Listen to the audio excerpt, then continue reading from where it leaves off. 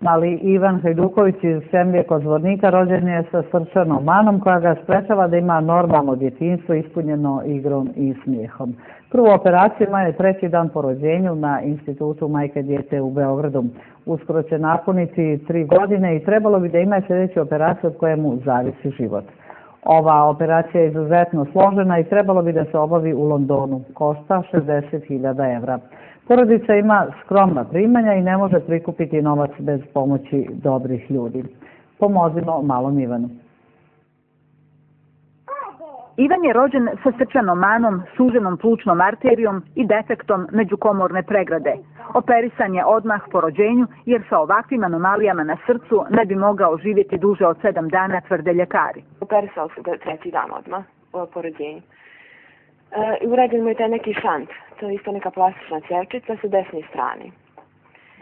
I rekli su nam da imamo u vidu da će da dalje u budućnosti ima još jednu operaciju, ali ne sad, znači tamo negdje već kad budemo neku kilažu, oko najmanje 12 kilograma.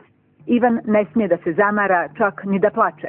Uz njega neko mora da bude 24 časa. Jednom mjesečno je u Beogradu na institutu jer ima loš imunitet i sklon je raznim bolestima, a zbog srčane mane trpe njegova pluća, kaže majka Ivana.